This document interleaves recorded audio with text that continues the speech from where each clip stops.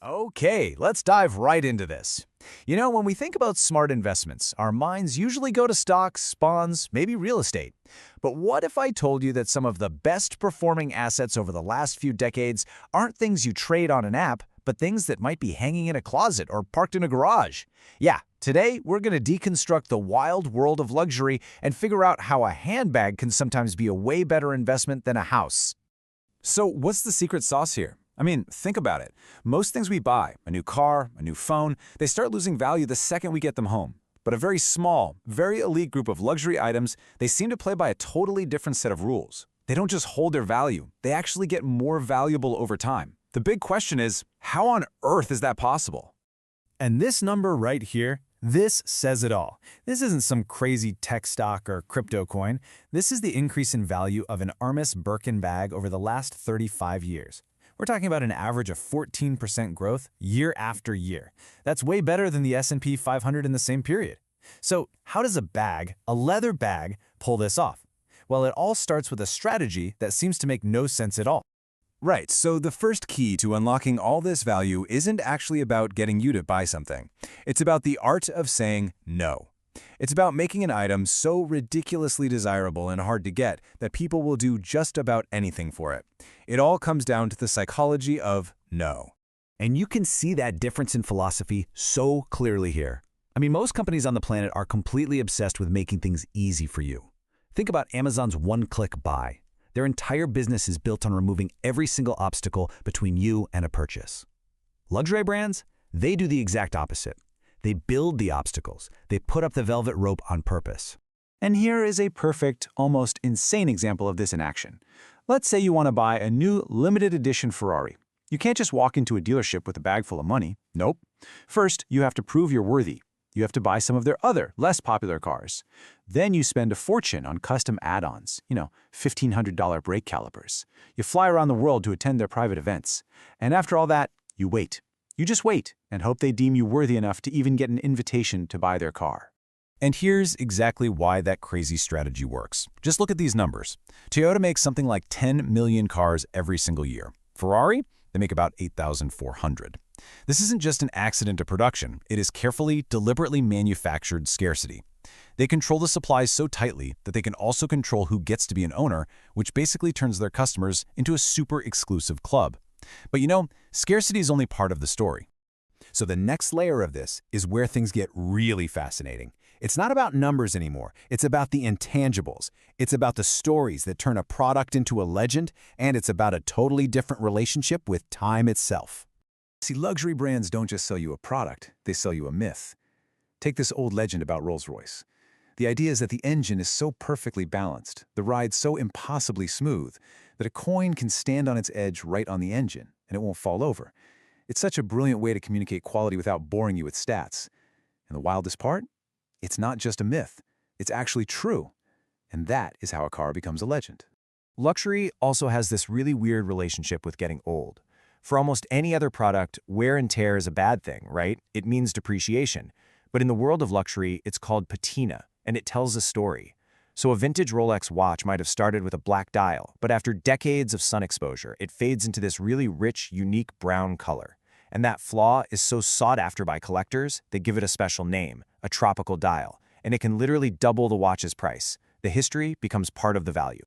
And this gets to a really deep philosophical point. Almost every piece of tech we own, from our phones to our microwaves, is designed to save us time, to make life more efficient. Luxury is the exact opposite. A beautiful mechanical watch is actually less accurate than a cheap quartz one. But that's not the point. The point is to appreciate the hundreds of tiny gears working together, the sheer craftsmanship. Luxury isn't about saving time, it's about making you feel the quality of that time. And that quality of time, it's literally stitched into the products themselves. 40.